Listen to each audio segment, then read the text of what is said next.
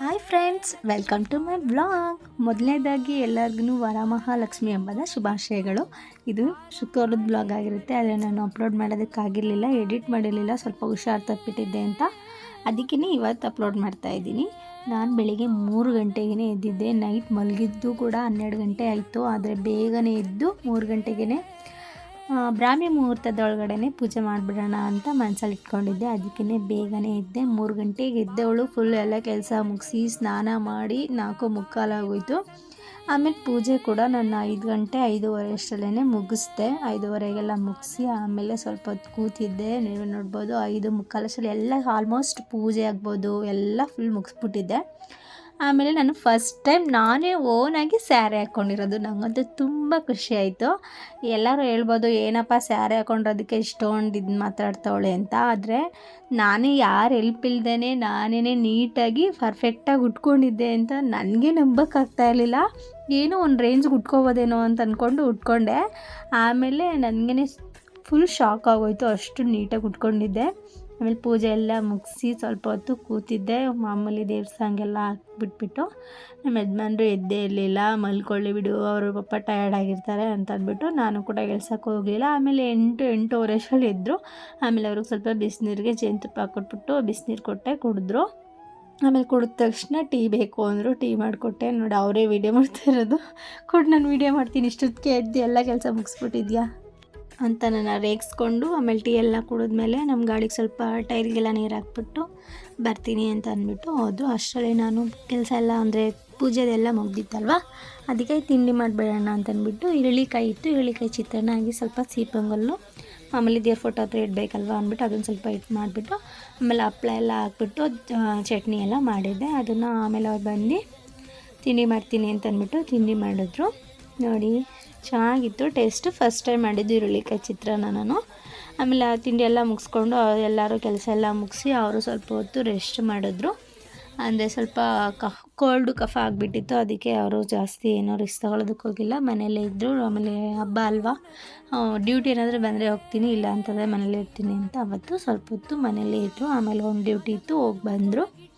ನಾನು ಸ್ವಲ್ಪ ತಿಂಡಿ ಆಮೇಲೆ ಮಾಡೋಣ, ಯಾರಾದರೂ ಫಸ್ಟ್ ಅರ್ಶಿನ ಕುಂಕುಮ ತೊಗೊಳಕ್ಕೆ ಬರಲಿ, ಆಮೇಲೆ ಕೊಟ್ಬಿಟ್ಟು ಯಾರಿಗಾದ್ರೂ ಒಬ್ರಿಗಾದ್ರು ಕೊಟ್ಬಿಟ್ಟು ಆಮೇಲೆ ತಿಂಡಿ ಮಾಡೋಣ ಅಂತ ಅಂದ್ಬಿಟ್ಟು ಕೂತ್ಕೊಂಡೆ. ನೋಡಿ ಈ ಥರ ಸಿಂಪಲ್ಲಾಗಿ ರೆಡಿ ಮಾಡಿದೆ. ನಾವು ಲಕ್ಷ್ಮಿ ಎಲ್ಲ ಕೂರ್ಸೋದಕ್ಕೆ ಹೋಗಲ್ಲ, ಆಮೇಲೆ ಮನೆ ಫೋಟೋ ಇರುತ್ತಲ್ವ ದೇವ್ರ ಫೋಟೋ, ಅದಕ್ಕೇ ಪೂಜೆ ಎಲ್ಲ ಮಾಡಿಬಿಟ್ಟು ಮನೆಯಲ್ಲೇ ಇರ್ತೀವಿ. ಅದು ಮಾಮೂಲಿ ಬೇರೆ ಅರ್ಶಿನ ಕುಂಕುಮ ಕರೆಯೋಕ್ಕೆಲ್ಲ ಬರ್ತಾರಲ್ವ, ಅವ್ರ ಮನೆಗೆ ಹೋಗ್ತೀವಿ. ಹಾಗೆಯೇ ನಮ್ಮ ಮನೇಲಿ ಒಂದು 9 ಜನಕ್ಕೆ ಎಷ್ಟು ಜನಕ್ಕೋ ಒಂದು ಮುತ್ತೈದೆಯರಿಗೆ ಅರ್ಶಿನ ಕುಂಕುಮ ಕೊಡ್ತೀವಿ ಅಷ್ಟೇ ನಾವು. ಆಮೇಲೆ ಮನೇಲಿ ಏನಾದರೂ ಸ್ವೀಟು ಏನಾದ್ರೂ ಈ ಥರ ಮಾಮೂಲಿ ಅಡುಗೆಗಳನ್ನ ಮಾಡಿಕೊಂಡು ಊಟ ಮಾಡೋದು ಅಷ್ಟೇ. ನಾವು ಲಕ್ಷ್ಮೀ ಹಬ್ಬ ಮಾಡೋದು ಅದೇ ವರಮಹಾಲಕ್ಷ್ಮಿ ಹಬ್ಬನ ಲಕ್ಷ್ಮಿ ಎಲ್ಲ ಕೂರಿಸಿ ದೊಡ್ಡದಾಗಿ ಗ್ರ್ಯಾಂಡಾಗೆಲ್ಲ ಮಾಡಲ್ಲ.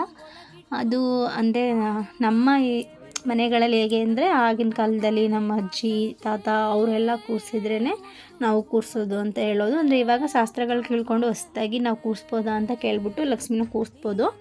ಆದರೆ ನಮ್ಮ ಮನೆಯೆಲ್ಲ ಚಿಕ್ಕದಾಗಿರೋದ್ರಿಂದ ಅದಕ್ಕೆಲ್ಲ ಸ್ವಲ್ಪ ಹಿಂಸೆ ಆಗುತ್ತೆ ಅಂತ ಅಂದ್ಬಿಟ್ಟು ಕೂರಿಸಿಲ್ಲ. ಮುಂದಿನ ದಿನಗಳಲ್ಲಿ ನೋಡೋಣ, ಮನೆಗೇ ಕಟ್ಟಿ ಆ ಲಕ್ಷ್ಮೀ ದಯೆ ನಮ್ಮ ಮೇಲೆ ಬಂದಮೇಲೆ ಆಮೇಲೆ ನೋಡೋಣ. ಇವಾಗ ಸದ್ಯಕ್ಕೆ ಸಿಂಪಲ್ಲಾಗಿ ನಮ್ಮ ಕೈಲಿ ಎಷ್ಟಾಗುತ್ತೋ ಅಷ್ಟನ್ನು ಮಾಡೋಣ ಅಂತಂದ್ಬಿಟ್ಟು ಸಿಂಪಲ್ಲಾಗಿಯೇ ಮನೆಯಲ್ಲೇ ಪೂಜೆ ಎಲ್ಲ ಮುಗಿಸ್ದೆ. ನಾನು ಬೆಳಿಗ್ಗೆ 3 ಗಂಟೆಗೆ ಎದ್ದಿದ್ದೆ ಅಲ್ವಾ, ಆವಾಗ ರಂಗೋಲಿ ಬಿಡೋಣ ಅಂದ್ಬಿಟ್ಟು ಮನೆ ಮುಂದೆ ಬಿಟ್ಟೆ. ಅಲ್ಲಿ ನೋಡಬೇಕಾದ್ರೆ ಚೆನ್ನಾಗೇ ಇತ್ತು, ಆಮೇಲೆ ಹೆಂಗೆಂಗೋ ಆಗೋಯ್ತು. ನಾನು ಬಿಟ್ಟಿದ್ದು ಈ ರಂಗೋಲಿನ ಅನ್ನೋ ರೇಂಜ್ಗೆ ಆಗೋಯ್ತು. ನಾನು ಏನಪ್ಪ ಮಾಡೋದು, ಅಷ್ಟೊತ್ತಲ್ಲಿ ಈಚೆ ಹೋಗಿ ರಂಗೋಲಿ ಬಿಡೋದಕ್ಕೂ ಭಯ ನನಗೆ. 3 ಗಂಟೇಲಿ ಫುಲ್ ಕತ್ಲೆ ಇರುತ್ತೆ, ಯಾರೂ ಎದ್ದೇ ಇರಲಿಲ್ಲ, ಅದಕ್ಕೆ ಭಯ ಆಗ್ತಾಯಿತ್ತು. ಹೆಂಗೋ ಒಂದು ರೇಂಜಿಗೆ ಬಿಟ್ಟೆ. ಆಮೇಲೆ ಈಚೆನೂ ಸ್ವಲ್ಪ ರಂಗೋಲಿ ಎಲ್ಲ ಬಿಟ್ಟು ಈಚೆದೇನು ಅನ್ನಿಸ್ತಿಲ್ಲ, ಮನೆ ಮುಂದೆ ಬಿಟ್ಟಿದ್ದೇನೆ. ಫುಲ್ ಆಶ್ಚರ್ಯ ಆಗೋಯ್ತು, ಏನೋ ಬಿಡೋದಕ್ಕೆ ಹೋದೆ ಏನೋ ಬಿಟ್ನಲ್ಲಪ್ಪ ಅಂತ ಅನ್ನಿಸ್ತಾಯಿತ್ತು.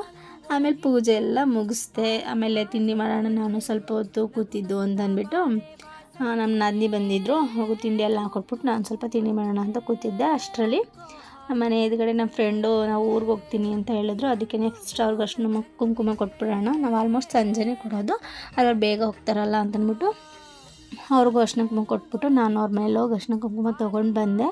ಅವ್ರು ರೇಗಿಸ್ತಾ ಇದ್ರು, ನಾನು ಮಾತಾಡ್ಕೊಂಡು ರೇಗಿಸ್ಕೊಂಡು ಅವ್ರು ಅರ್ಶಿನ ಕುಂಕುಮ ತೊಗೊಂಡು ಹೋದ್ಮೇಲೆ ಆಮೇಲೆ ನಾನು ಅದನ್ನ ಬರ್ತೀನಿ ಅಂತ ಹೇಳಿದ್ಲಲ್ವ ತಿಂಡಿಗೆ, ಅವಳು ತಿಂಡಿ ಮಾಡ್ಕೊಂಡು ಹೋದ್ಲು. ಅವಳು ತಿಂಡಿ ಮಾಡಿದ್ಮೇಲೆ ನಾನು ಸ್ವಲ್ಪ ಹೊತ್ತು ಕೂತಿದ್ದು. ಆಮೇಲೆ ತಿಂಡಿ ಮಾಡೋಣ ಅಂತ ಕೂತ್ಕೊಂಡೆ.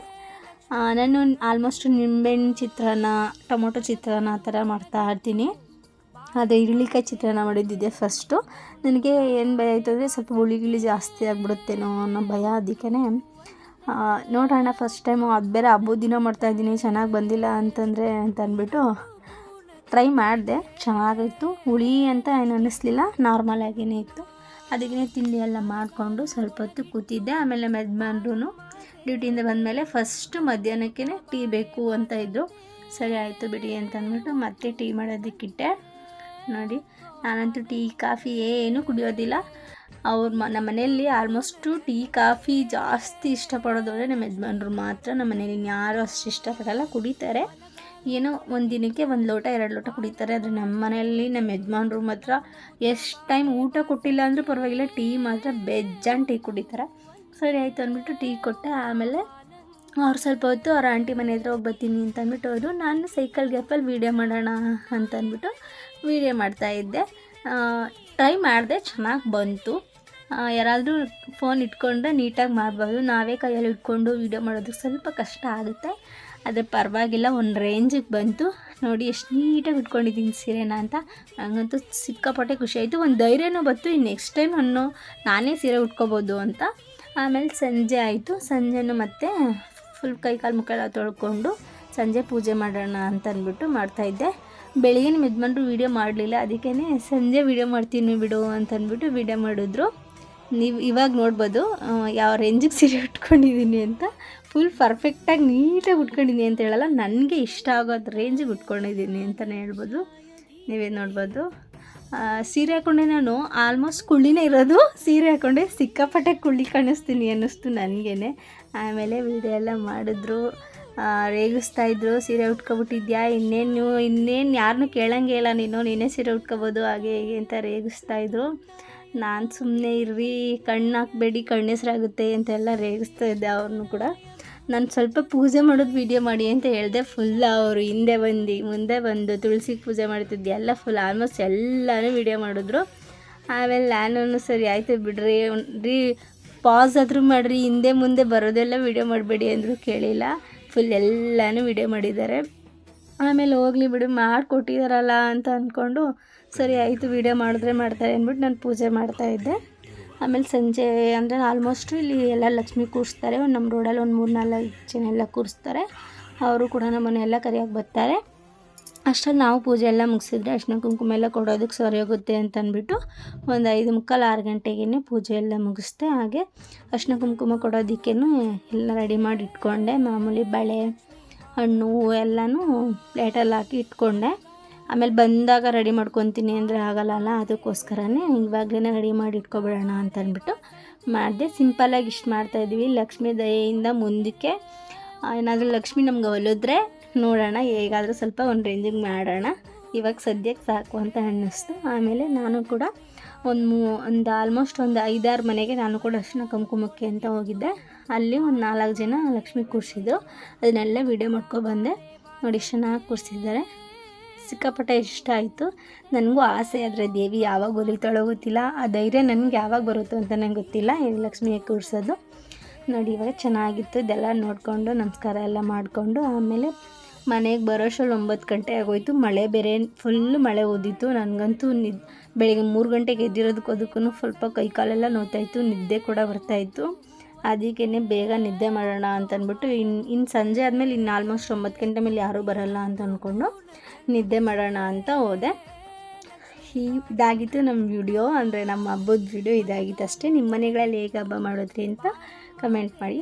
ಹಾಗೆಯೇ ಈ ವಿಡಿಯೋ ನಿಮಗೆ ಇಷ್ಟ ಆಗಿದರೆ ಲೈಕ್ ಮಾಡಿ, ಕಮೆಂಟ್ ಮಾಡಿ, ಹಾಗೆ ಶೇರ್ ಮಾಡಿ, subscribe to my channel. Love you. ಹಾಗೆ ಒನ್ಸ್ ಅಗೇನ್ ಹ್ಯಾಪಿ ವರಮಹಾಲಕ್ಷ್ಮಿ ಹಬ್ಬ.